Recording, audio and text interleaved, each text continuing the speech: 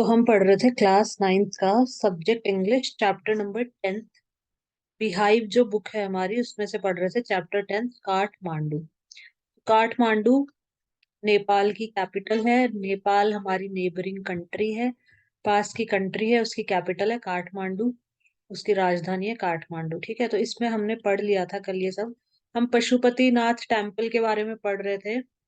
तो पशुपतिनाथ टेम्पल क्या है, इसमें सिर्फ हिंदुओं को एंट्री है। इसमें बाहर बोर्ड लगा हुआ है कि सिर्फ हिंदू एंटर कर सकते हैं। तो हमने पढ़ा था कि हिंदू मतलब यहाँ पे बहुत सारे लोग थे, और हॉकर्स थे, और प्रीस्ट पुजारी हॉकर्स और ये सब थे यहाँ पे। और बहुत ही एक कंफ्यूजन जैसा माहौल था, मतलब बहुत ही क्राउड था। वहीं पे दूसरी जगह बुद्धनाथ स्तूप, ये स्तूपा, बुद्धनाथ जो स्तूपा था, यहाँ पे बहुत ज्यादा शांति थी इसके कंपैरेटिवली। जो ऊपर जो अपना टेम्पल था पशुपतिनाथ टेम्पल के कॉन्ट्रास्ट में, यहाँ पे बहुत ज्यादा शांति थी, स्टिलनेस थी। और चारों तरफ दुकानें थी, शॉप्स थी, जो कि जिनके मालिक कौन थे, तिब्बतिन इमिग्रेंट्स। इमिग्रेंट्स वो होते हैं जो बाहर से आके, जैसे कोई बाहर से फॉरेनर आके और हमारी कंट्री में रहने लग जाए तो उसको हम बोलते हैं इमिग्रेंट। ठीक है, तो ये सब हमने पढ़ लिया था।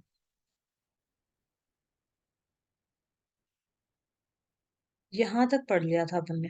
आज हम पढ़ेंगे यहाँ से। तो ये सब चीजें हमने कल पढ़ी थी, आज हम यहाँ से पढ़ेंगे। कल यहाँ तक हमने पूरा पढ़ लिया था। देर आर नो क्राउड्स, मतलब वहां पे कोई क्राउड नहीं था। This is a haven of quietness in the busy streets around. मतलब यहाँ पे एक स्वर्ग जैसा था, मतलब शांति थी बहुत ज्यादा। कहाँ पे, बुद्धनाथ जो स्तूपा है यहाँ पे। अब आज हम यहाँ से पढ़ेंगे।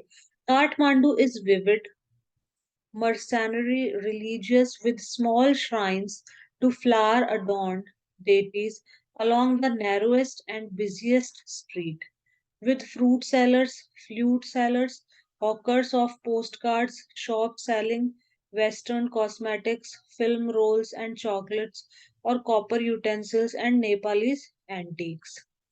तो काठमांडू के अंदर क्या है? कई प्रकार के। एक तो इसका लिख लो यहाँ से, विविड का मतलब होता है कि डिफरेंट, अलग अलग, कई प्रकार के। यहाँ से भी लिख लो उसको।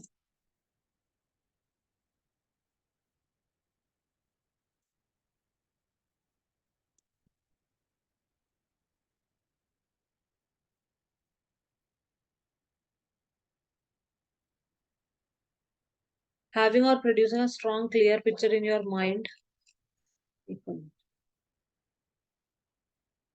हैविंग और producing a strong clear picture in your mind, सजीव और सुस्पष्ट प्रभाव होने व उत्पन्न करने वाला। विविड ड्रीम्स, विविड होता है मतलब एक तरह से स्पष्ट, या फिर हम कह सकते हैं यूज्ड अबाउट लाइट ऑफ और अ कलर स्ट्रॉन्ग और वेरी ब्राइट। अपने वाला ये है, the vivid reds and yellows of flowers, तेज और बहुत चमकीला या चटकीला प्रकाश या रंग।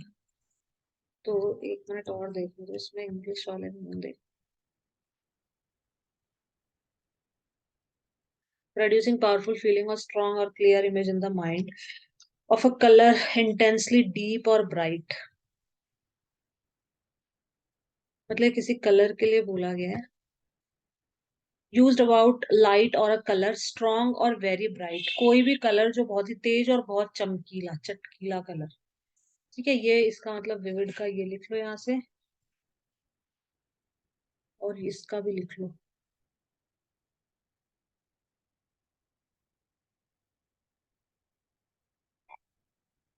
मर्सनरी, मर्सनरी का मतलब होता है interested only in making money, मतलब पैसा बनाने में जो इंटरेस्टेड होते हैं, जिस काम में केवल पैसा बनाने की बात हो। His motives are entirely mercenary. Mercenary. Mercenary मतलब a soldier who fights for a group or country that will pay him or her. ये है अपने वाला, interested only in making money, मतलब पैसा बनाने में जो इंटरेस्टेड होते हैं उसके लिए हम ये यूज करते हैं। और डेटीज का मतलब होता है, डेटीज का मतलब होती है जो मूर्तियां होती हैं उनको हम बोलते हैं डेटीज, देवी देवता। ठीक है, वो हमारे डेटीज कहलाते हैं। इसको भी लिख लो यहाँ से, अ गॉड, देवता। डेटी का मतलब होता है गॉड या फिर देवता, जिसको जिनकी हम पूजा करते हैं। A god goddess in a polysynthetic region, polytheistic region. Divine statue, quality और नेचर, ठीक है, किसी भगवान की मूर्ति या कोई भगवान, गॉड या फिर गॉडेस, तो उसको हम डेटी बोलते हैं। अब देखो आगे चलते हैं। Kathmandu is vivid, mercenary, religious, with small shrine to flower adorned deities along the narrowest and busiest street। तो क्या बोला है, जो काठमांडू जो जगह है नेपाल के अंदर, यहाँ पे इस विविड, मतलब विविड का मतलब बहुत सारे, कलरफुल है एक तरह से ये।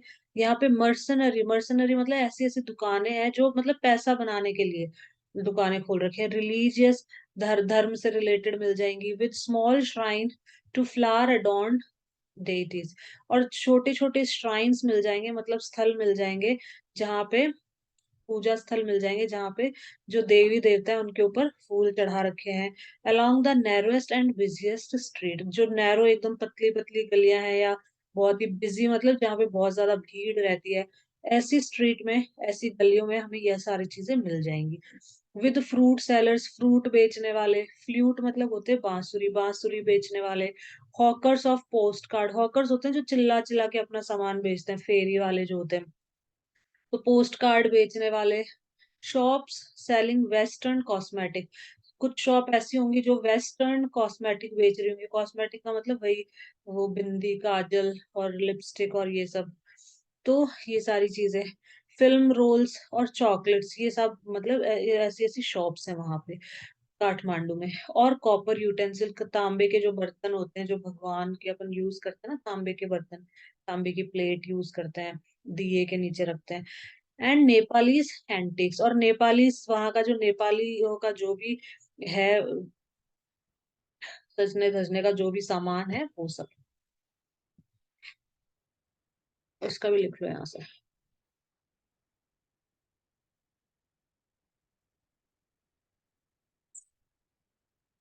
एंटिक मतलब उनका नेपाली का जो भी कलेक्शन है, जो भी very old and therefore use unusual and valuable, प्राचीन काल की और अतएव असाधारण और मूल्यवान।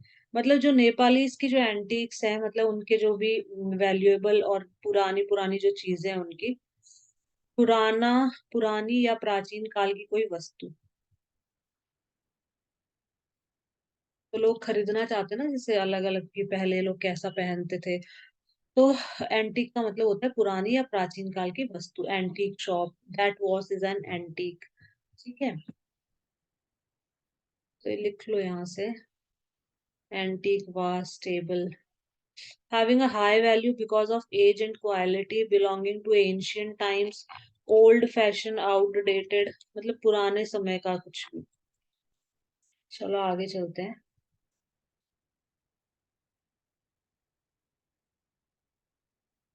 तो ये सारी चीजें वहां पे मिल रही थी। Film songs Blair out from the radios, radio से फिल्मी सॉन्ग बज रहे थे रेडियोस के ऊपर। ब्लेयर आउट का मतलब होता है, मतलब रेडियो के ऊपर फिल्मी सॉन्ग बज रहे थे, ठीक है। Car horns sound, car car के जो हॉर्न थे, मतलब कार हॉर्न बजा रही थी, पी पी पी, ठीक है, उनकी आवाजें आ रही थी। बाइसिकल बेल्स रिंग, बाइसिकल जो साइकिल्स होते हैं उनमें बैल घंटी लगी रहती है ना, उसकी रिंग आ रही थी। Stray cows low questioningly at motorcycles, vendors shout out their wares। जो वेंडर्स है, वेंडर्स भी बेचने वाले होते हैं, वेयर्स मतलब उनका जो सामान था उसको चिल्ला चिल्ला कर वो बेच रहे थे। स्ट्रे काउज लो क्वेश्चनिंग एट मोटरसाइकिल, काउज थी वो बाइक के आगे जा रही है, जा रही है ऐसे। और vendors shout out their wares, जो वेंडर्स थे, वेंडर्स का भी लिख लो, वेंडर्स जो यही होते हैं बेचने वाले, जो बोल बोल कर अपना सामान बेचते हैं। तो ये चिल्ला चिल्ला कर अपना सामान बेच रहे थे। वेयर मतलब हो गया इनका सामान।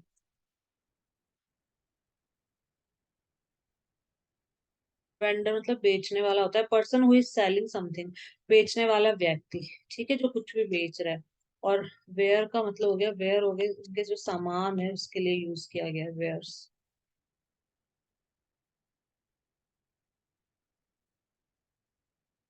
गुड्स ऑफर्ड फॉर सेल, बिक्री के लिए प्रस्तुत वस्तुएं, सौदा, माल। Objects made from a particular type of material and suitable for a particular use, विशेष प्रकार की सामग्री से या विशेष प्रयोग के लिए बना माल, निर्मित वस्तुएं। ग्लासवेयर, किचनवेयर, वेयर मतलब गुड्स, जो सामान होते हैं उसी को हम वेयर बोलते हैं, ठीक है। तो वो अपने सामान को चिल्ला चिल्ला के, शाउट कर करके, और वो बेच रहे थे वेंडर्स। स्ट्रे का भी लिख लो, चलो, स्ट्रे काउस।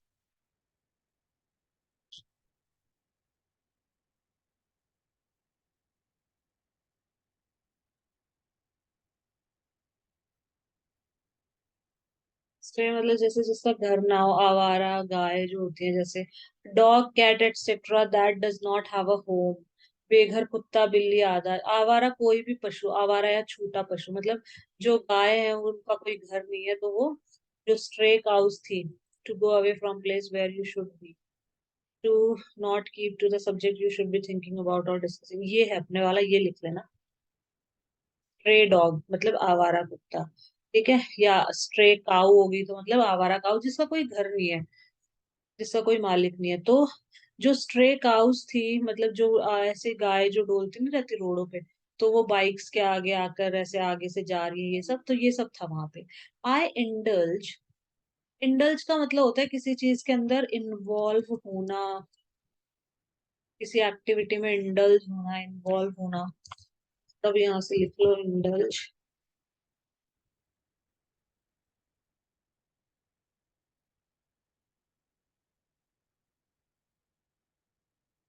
देखो, to allow yourself to have और डू समथिंग फॉर प्लेजर, मौज मस्ती करना, आनंद के लिए किसी काम में लिप्त होना, ठीक है ना, मतलब किसी काम में लिप्त हो जाना, किसी काम में इन्वॉल्व होना। To allow allow yourself to have और do something for pleasure, to give somebody something what she he it wants और नीड, किसी को उसकी मनचाही या जरूरत की चीज देना।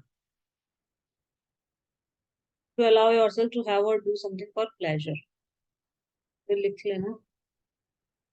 आई इंडल्ज, ये फोटो दिखा रखी है यहाँ पे, ये बुद्धनाथ स्तूपा है, ये भी काठमांडू के अंदर है, ये देखो, ये बुद्धनाथ स्तूपा है। यहाँ पे बहुत शांति थी। पशुपतिनाथ टेम्पल में तो बहुत ज्यादा भीड़ थी, बहुत लोग थे, यहाँ बहुत शांति थी। तो इसने क्या बोला, I indulge my self mindlessly, मतलब मैंने भी खुद को मतलब इंडल्ज कर लिया एक तरह से, मतलब मैं भी उसमें लिप्त हो गया, एंजॉय करने लगा।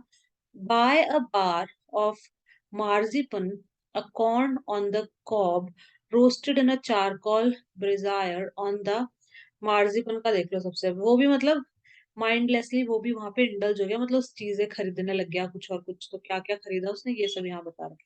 मार्जिपन का मतलब होता है sweet made with grated almonds, जो आमंड्स होते हैं अपने, जो बादाम होते हैं उसको ग्रेट करके कस लेते हैं, ग्रेट करना मतलब कसना। तो जो आमंड्स हैं, जो बादाम है, उनको कस के और एक स्वीट बनाई जाती है, एक मिठाई बनाई जाती है, उस मिठाई का नाम है मार्जिपन, ठीक है। वो वहां मिलती है काठमांडू में। तो उसने क्या क्या खरीदा, बाय अ बार ऑफ मार्जिपन, मैंने एक मतलब एक बार मतलब वही हो गया एक तरह से एक टुकड़ा कह लो, तो मैंने एक मिठाई खरीदी, एक तो मार्जिपन मिठाई खरीदी। अ कॉर्न, कॉर्न मक्का होता है, a corn on the cob roasted in a charcoal brazier, brazier क्या होता है, जो ओपन स्टोव नहीं होता है, स्टोव पर वो जो मक्के को भूनते नहीं रहते, कॉर्न मतलब होता है मक्का। तो ब्रेजायर है ओपन स्टोव, स्टोव है उसमें आग जल रही है और आग के ऊपर उसको भूनते रहते हैं मक्के को। तो इस कॉर्न को रोस्ट कर रहे थे, रोस्ट करना वही होता है, मतलब उसको एक तरह से सेकना, भूनना, ठीक है। तो उसको रोस्ट करा इन चारकोल ब्रेजायर, चारकोल के ब्रेजायर में, चारकोल कोयला के लिए यूज किया जाता है, चारकोल होता है कोयला एक तरह से। तो जो कोयला होता है उससे आग जल रही थी, और उस आग के ऊपर कॉर्न को, मक्के को रोस्ट किया जा रहा था, मतलब पकाया जा रहा था।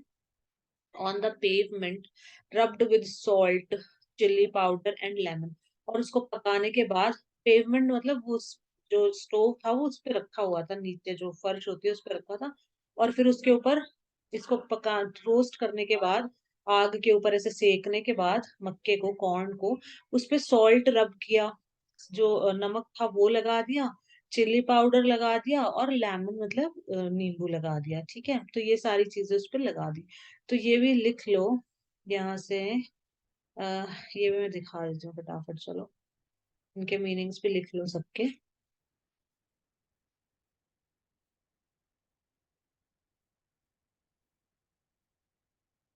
सड़क के किनारे की पटरी पैदल चलने वालों के लिए होता है pavement, a hard flat area at the side of a road for people to walk on.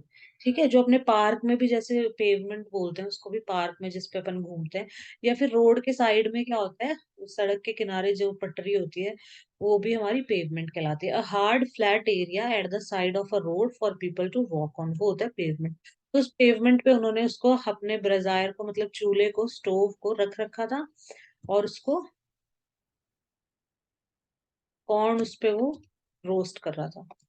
Roast का भी लिख लो। रोस्ट का मतलब होता है मतलब किसी चीज को सेकना, भूनना। टू कुक और be cooked in an oven और ओवर अ फायर। फायर के ऊपर मक्के को भून रहा था ना, इसलिए आग में या अवन में भुनना या पकाना। टू हीट और ड्राई समथिंग मतलब भुनना, किसी चीज को भुनना, ठीक है, उसको हम बोलते हैं roast. Piece of that is cooked in an oven, an outdoor meal at which food is cooked over a fire। Fire पे कुछ पकाना या फिर अवन के अंदर कुछ पकाना, ठीक है, तो इसको हम क्या बोलते हैं, वो होता है रोस्ट। या किसी को भून लेना, जैसे अपन मूंगफली वूफली रोस्ट करते हैं ना, तो उसके लिए यूज किया जाता है ये। रोस्ट मतलब भुनना, भुनना याद रख लो बस आप।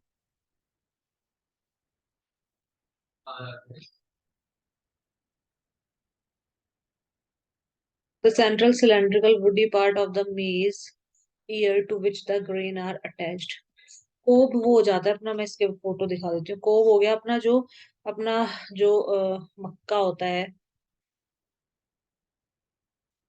The central cylindrical woody part of the maize ear to which the grains are attached। इसके ऊपर ग्रेन्स अटैच होते हैं, इसको बोलते हैं कोब।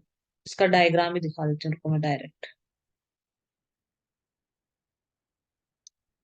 इसके ऊपर दाने चिपके रहते हैं ना, तो वो कोब कहलाता है इसका, मक्के का। कोब हो गया ये जो अंदर का पार्ट होता है, इसको हम बोलते हैं कोब।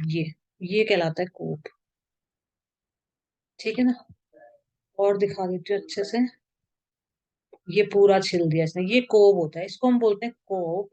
एम्पटी कॉर्न कोब्स इमेज, ये कोब है, इसके ऊपर सारे दाने चिपके रहते हैं ना मक्के के, इसको हम कोब बोलते हैं। ये रहा कोब, सारे दाने हटा दोगे तो ये कोब आ जाएगा, कोब निकल जाएगा, तो इसे हम बोलते हैं कोब। अब ठीक है, आगे चलते हैं। तो इसने क्या क्या खरीदा, बाय अ बार ऑफ मार्जिपन। एक तो इसने मार्जिपन खरीदी। मार्जिपन मतलब एक मिठाई होती है जो आमंड्स को ग्रेट करके, बादाम को कस के बनाई जाती है।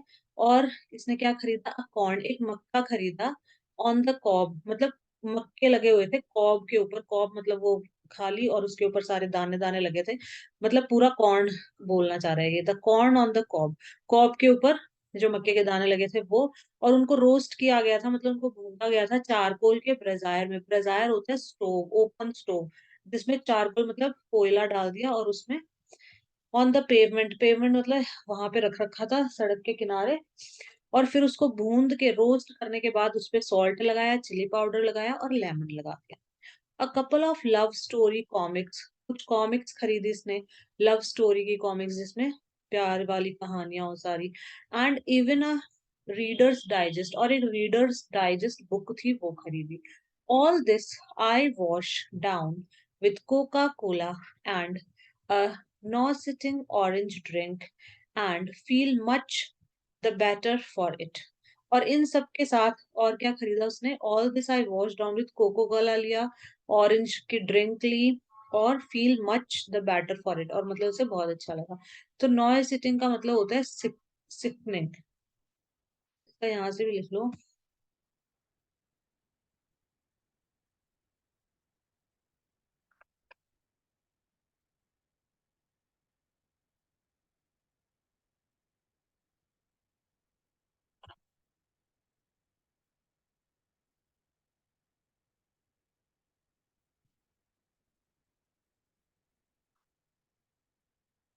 नॉसिएटिंग मतलब causing or liable to cause a feeling of nausea or disgust और डिस्गस्टिंग। नौसिया वाली फीलिंग को ही बोलते हैं। नौसिया का मतलब होता है जैसे अपन को उल्टी चक्कर जो आते हैं ना, उसी को बोलते हैं वॉमिटिंग जो।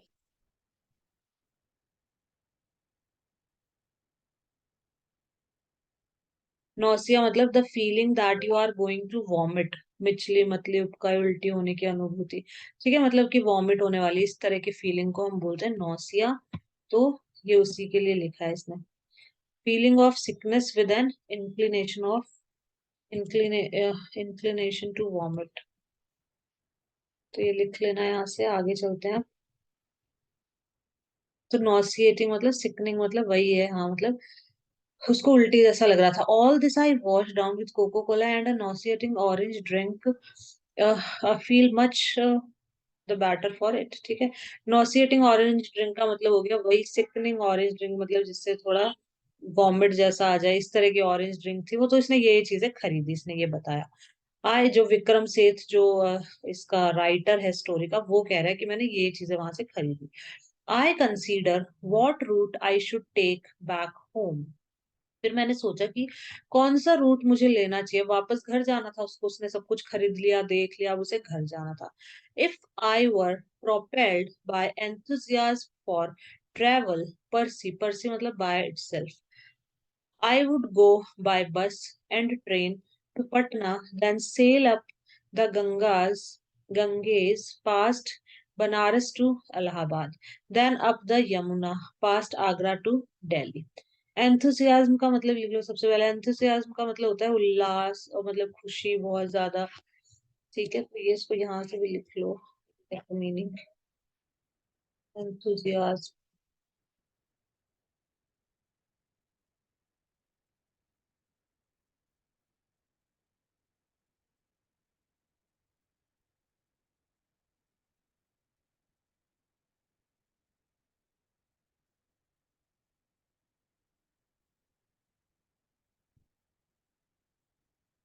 एंथुसियाज्म का मतलब होता है स्ट्रॉन्ग फीलिंग ऑफ एक्साइटमेंट और interest in something and a desire to become involve in it. उमंग उत्साह किसी स्थिति के साथ जुड़ जाने की तीव्र इच्छा। स्ट्रॉन्ग फीलिंग ऑफ एक्साइटमेंट और interest in something and a desire to become involve in it, मतलब किसी में बहुत ज्यादा इंटरेस्ट लेना एंथुसियाज्म एंथुसियाज्म होता है। ठीक है, intense and eager enjoyment, interest, approval, something that arouse enthusiasm। तो एंथुजियाज्म का मतलब होता है एक तरह से खुशी कह लो। इंटरेस्ट इन समथिंग, किसी के अंदर आपका इंटरेस्ट है बहुत ज्यादा। स्ट्रॉन्ग फीलिंग ऑफ एक्साइटमेंट और desire to become involve in it. उमंग उत्साह किसी स्थिति के साथ जुड़ने की तीव्र इच्छा। ठीक है, ये सब एंथुजियाज्म लिख लो। प्रोपेल्ड का भी लिख लो यहाँ से।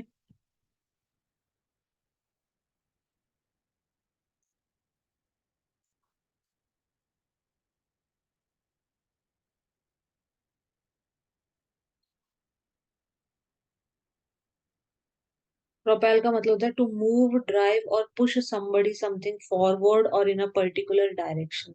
आगे की ओर या दिशा विशेष में व्यक्ति या वस्तु को धकेलना या चलना, मतलब आगे की तरफ। टू मूव ड्राइव और पुश समबडी समथिंग फॉरवर्ड और इन अ किसी भी पर्टिकुलर डायरेक्शन में किसी को धक्का मारना या उस तरफ चलना। विशेष में व्यक्ति या वस्तु को धकेलना या चलना।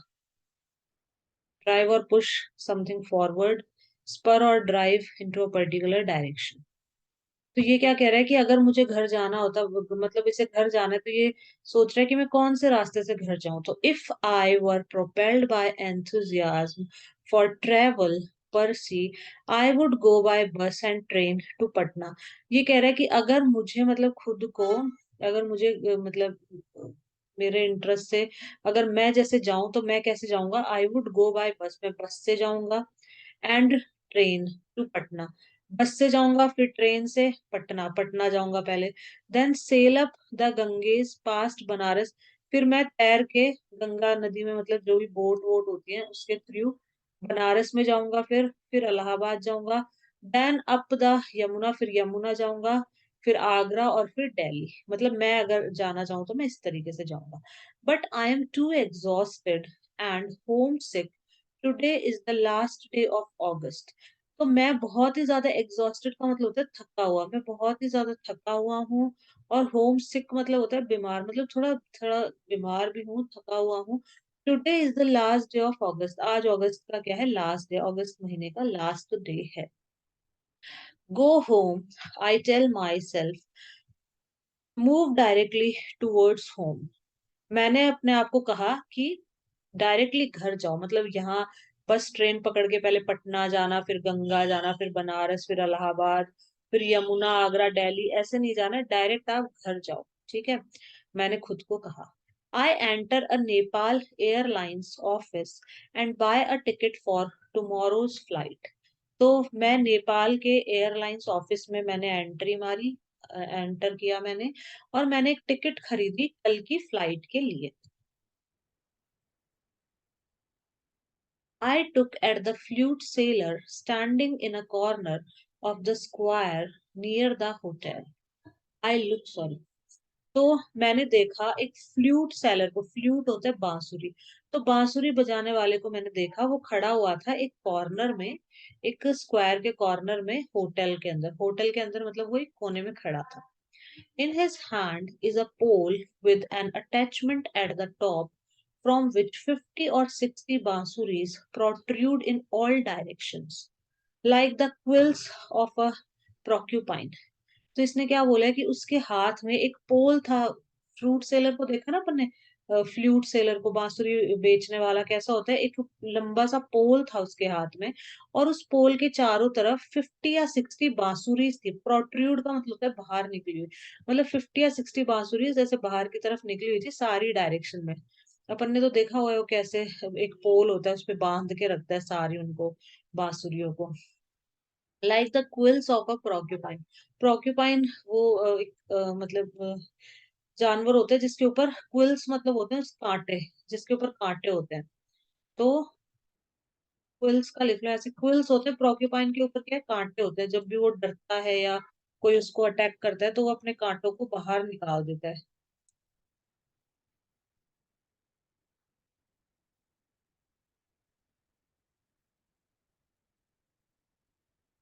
A large feather from the wing or tail of a bird, ये नहीं है अपना। A pan made from a quill feather, ये भी नहीं है। One of the long thin sharp point, ये है अपना। प्रोक्यूपाइन के ऊपर साही या सेही का कांटा, क्विल का मतलब होता है कांटा। One of the long thin sharp point on the body of a porcupine, तो प्रोक्यूपाइन की बॉडी के ऊपर क्विल्स होते हैं, कांटे होते हैं। A pen made from a quill feather, a large feather from the wing और टेल ऑफ अ बर्ड, पक्षी का बड़ा पंख। ठीक है, क्विल पंख का मतलब, क्विल का मतलब पंख भी होता है, और क्विल का मतलब कांटे भी होते हैं। तो चलो मैं यहाँ पे प्रोक्यूपाइन भी दिखा देती हूँ। प्रोक्यूपाइन ऐसा होता है जिसके ऊपर पूरे पे कांटे लगे रहते हैं, उसके शरीर पे ऊपर के ऊपर कांटे होते हैं पूरे पे। वहां से मैं इमेज दिखा देती हूँ, फोटो। ये देखो इसकी पूरी बॉडी पे, ये इनको बोलते हैं क्विल्स, ये होते हैं क्विल्स। जब भी कोई इसको अटैक करता है तो ये अपने क्विल्स को ऐसे बाहर की तरफ खड़ा कर लेता है, अपने क्विल्स को। An animal covered with long thin sharp part which it can lift up to protect itself when it is attack. तो इसको अटैक किया जाता है तो इनको लिफ्ट कर लेता है ये, उठा लेता है, मतलब ऊपर की तरफ उठा देगा। ठीक है। तो बोला कि इसने बोला कि इस होटल के कॉर्नर में एक बांसुरी वाला खड़ा था और उसके हाथ में एक पोल था, और उस पोल से काफी सारी जो बांसुरी थी वो अटैच्ड थी, जुड़ी हुई थी टॉप पे। उस पोल के टॉप पे काफी सारी बांसुरीज, 50 60 बांसुरीज बाहर की तरफ निकली हुई थी सारी डायरेक्शन में, और जुड़ी हुई थी, जैसे कि जो प्रोक्यूपाइन के जो कांटे होते हैं उसकी तरह। दे आर ऑफ बैम्बू, वो बैम्बू से, बैम्बू एक तरह का मतलब एक लकड़ी होती है, तो बहुत स्ट्रांग होती है, तो उससे बने हुए थे वो। फ्लूट, जो फ्लूट्स होती है ये बैम्बू की बनी होती है, जो बांसुरियां होती है। There are cross flutes and recorders, तो उसके पास में क्रॉस फ्लूट्स थी और रिकॉर्डर्स थे। They are of bamboo. From time to time, he stands the pole on the ground, selects a flute and play for a few minutes.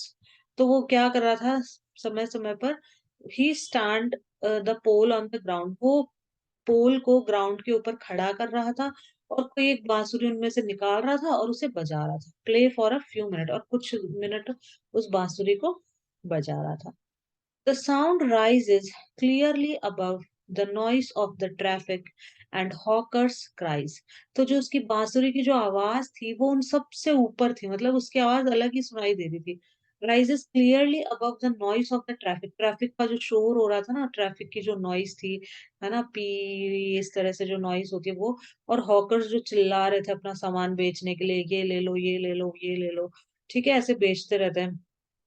तो उनके ऊपर से मतलब वो आवाज क्लियरली सुनाई दे रही थी। He plays slowly, meditatively, without excessive display.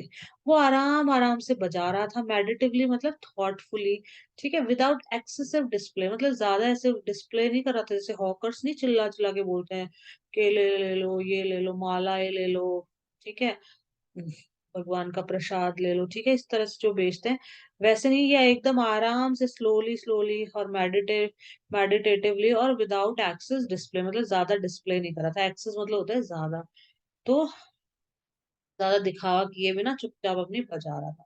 He does not shout out his wares, मतलब वो शाउट नहीं कर रहा था, बांसुरी ले लो, बांसुरी ले लो, वो बजा रहा था, बजा के ही वो बता रहा था कि हाँ मैं बांसुरी बेच रहा हूँ, तो वो शाउट नहीं कर रहा था। Occasionally he makes a sale, but in a curiously off-handed way, as if this were incidental to his enterprise. Off-handed का मतलब होता है casual, not showing much interest in something. Off-handed मतलब casual. तो इसने क्या बोला है, occasionally he makes a sale, मतलब कभी कभी, ओकेजनली होता है मतलब कोई अवसर पर, ठीक है, तो कभी कभार किसी अवसर पर वो सेल मतलब उसकी कमाई हो जाती थी, but in a curiously off handed way, as if this were incidental to his enterprise. Enterprise को भी लिख लो यहाँ पे।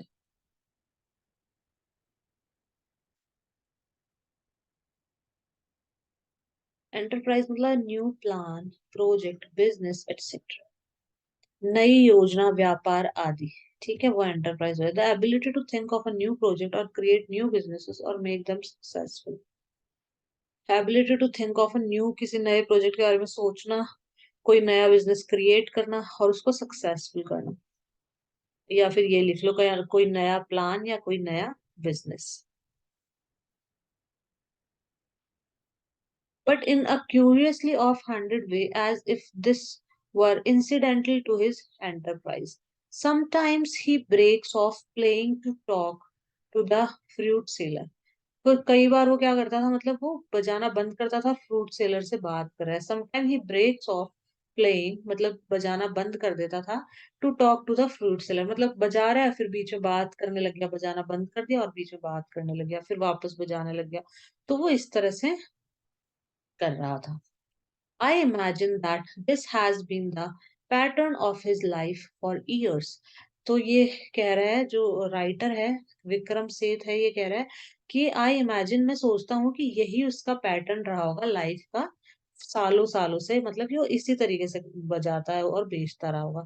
आई imagine that this has been the pattern for his life for years. तो सालों सालों तक इसके लाइफ का पैटर्न यही रहा होगा, ये इसी तरीके से मतलब बेचता रहा होगा।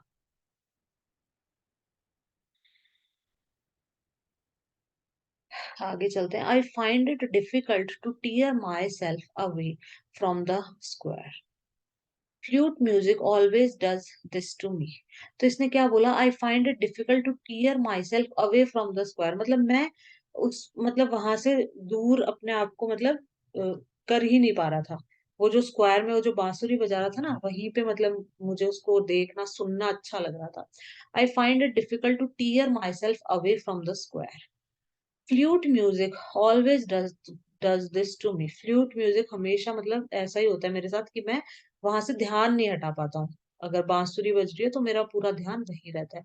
It is at once the most universal and most particular of sounds, is it is at once the most universal most particular of the sound, मतलब ये आवाज मतलब बहुत यूनिवर्सल है और बहुत ही पर्टिकुलर है सारी साउंड्स में से। तो there is no culture that does not have its flute, The reed ne, the recorder, the Japanese shakuhachi, the deep bansuri of Hindustani classical music, the clear or breathy flute of South America. तो ऐसी कोई चीज नहीं है जिसमें मतलब एक तरह से बांसुरी मतलब ना हो. The high pitched Chinese flute. तो देखो वापस समझा देती हूँ. तो it is at once the most universal, most particular of sounds. There is no culture that does not have its flute. मतलब ऐसा कोई कल्चर नहीं है जिसमें मतलब बांसुरी ना हो, मतलब जहाँ पे राग वो ना हो. हर जगह होती है, हर कल्चर में. जैसे रिकॉर्डर यूज करते हैं ना फॉरेनर्स, तो रिकॉर्डर में भी एक तरह से मतलब बांसुरी मतलब वही हो गया म्यूजिक एक तरह से. द रीड ने, ये सारे प्लेइंग इंस्ट्रूमेंट्स के नाम है. द जापानीज शाकुहाची, द डीप बांसुरी of Hindustani classic music, the clear और ब्रीथी फ्लूट ऑफ साउथ अमेरिका. तो इन सब के अंदर क्या है, कोई भी ऐसा कल्चर नहीं है जिसके अंदर फ्लूट ना हो, जिसमें मतलब बांसुरी ना हो. इन सब में एक तरह से बांसुरी होती है. The high pitched Chinese flute, each has its specific fingering and compass. हर जो होती है इनका अलग अलग, कोई फिंगर से बजाते हैं अपन, कोई कैसे बजाते हैं, कोई कैसे, है ना. तो it weaves its own fingering मतलब way of placing the fingers to play different note. तो यही होता है. मतलब जैसे हारमोनियम है तो उसमें यहाँ फिंगर लगानी है, बांसुरी है तो इसमें यहाँ यहाँ फिंगर लगानी है, ठीक है, तब वो बजेगी. तो way of placing the finger to play different notes.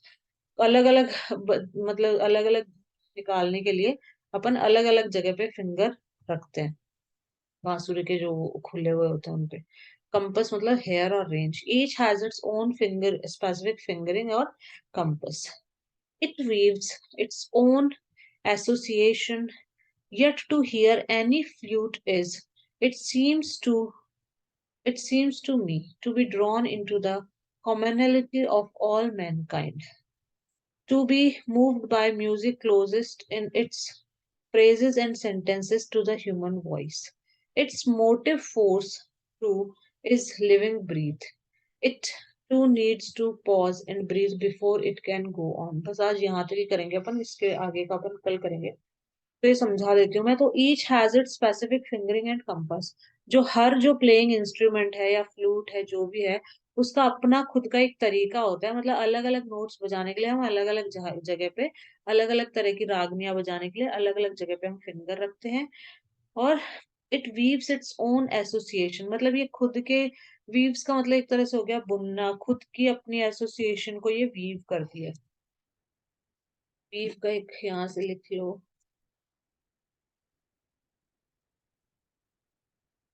To make cloth by passing thread under or over a set of thread that is fixed to a frame loom. कपड़ा आदि बुनना, बुनाई करना. To change direction often when you are moving so that you are not stopping by anything. दाएं बाएं चलना, टेढ़े मेढ़े चलना. The cyclist weaved in and out of the traffic. To change direction often when you are moving so that you are not stopped by anything. वही दाएं बाएं टेढ़े मेढ़े चलना. बस ये खत्म होने वाली है मीटिंग. तो आज इतना ही करेंगे. इसके आगे का ये मैं एक्सप्लेन कर दूंगी नेक्स्ट वीडियो में भी. ठीक है, नेक्स्ट वीडियो में मैं यहाँ से वापस एक्सप्लेन कर दूंगी. तो यहाँ से अपन नेक्स्ट वीडियो में करेंगे. अब इस वीडियो में यहाँ तक ही करेंगे. Guys if you like it please like subscribe and share. Thanks for watching. I hope you like this. Have a nice day.